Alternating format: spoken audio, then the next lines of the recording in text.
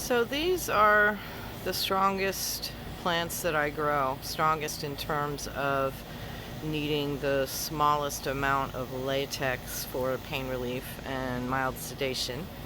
They are very tall and they have not yet bloomed, so I'm not to harvesting point yet, but I wanted to talk about them a little bit because there's a lot of information out there, and some of it is is not in line with my experience with these plants.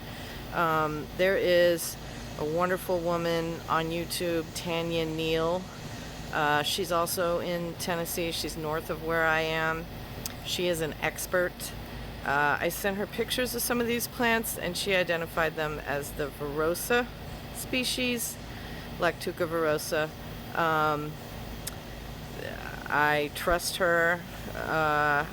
I'm not positive, but that's the best information I've gotten. So what differentiates these plants from the other 4 varieties that I'm growing is their latex is white and not tan, and it's also a different consistency. There goes an airplane. It's got a more rubbery texture. After I harvest it, it will gather into a ball much more easily. It's much less crumbly as it dries out and holds together better. It's also extremely pest resistant. I have some with some elderberries. Let's see if I can show you. My elderberries have powdery mildew, and it's been getting a little better because I sprayed them with neem. But these leaves are eaten up and they have powdery mildew on them, and they're growing right next to these 2 wild lettuce plants.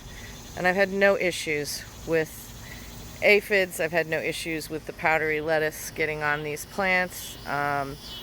So I have had problems with powdery mildew on the plants on the side and the front of my house, which are a different variety. So that's another reason that I'm growing more of these than anything else.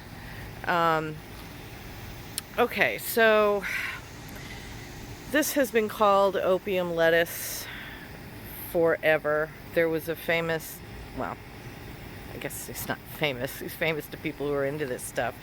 There was a doctor in 1799, I believe is the date, who wrote a paper on this stuff, and he called it wild opium lettuce and talked about how this was a viable alternative for people who were taking opium for pain relief, because it does not have the side effects or the addiction issues that opium has. It's also not as strong as opium. It's not even close to as strong as opium, I'm guessing. I've never tried opium, but I find it to be a mild pain reliever. There have been studies that show that it's as effective as 2-ibuprofen or acetaminophen. I also find it mildly relaxing and sedating. It won't put me to sleep unless I take it with another herb like skullcap. I like that combination a lot. So a lot of people think that you can get high from this stuff. That has never been my experience, ever.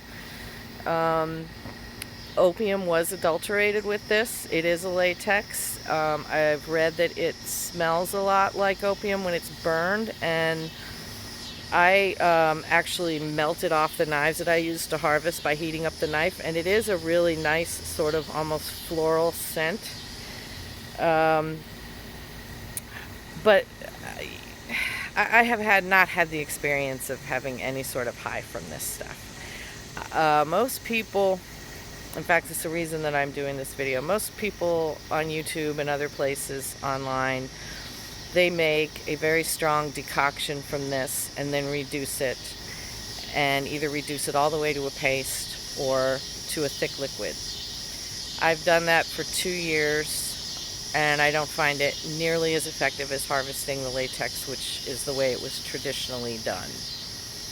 By strong decoction, I mean either simmering or heating in water that is steaming and not even simmering yet for hours and hours, and then straining out the plant matter, cutting up the stalks and the leaves and everything, throwing them in that pot, and then straining them out, and then reducing it. That just doesn't work for me. In fact, if I am going to use these in liquid like that, then I just make a tea out of it. And again, I combine that generally with skullcap. And it does offer me a little more relaxation than the skullcap alone. The active properties, the latex is called lacturium, and it was in the American pharmacopoeia for 100 years. It wasn't removed until 1920. It's still used in Europe. I prefer to harvest it the way it was traditionally harvested, which is to cut the plants, let the latex seep out, let it sit for 15-20 minutes until the latex gets a little hardened and some of the water evaporates, and then I scrape it off. So it is in fact pretty labor intensive, but I like really meticulous stuff, so I sort of enjoy it. Now, harvesting these plants that are going to be over 15 feet tall, that's going to require a ladder, or I just don't worry about the top. We'll see what I decide to do. Last year I did not get the ladder out for that. I like to use the stalks for other purposes. I've put that in another video. I can't think of anything else that I can say that already isn't out there on the web. And I will be back to harvest these and show you how that's done.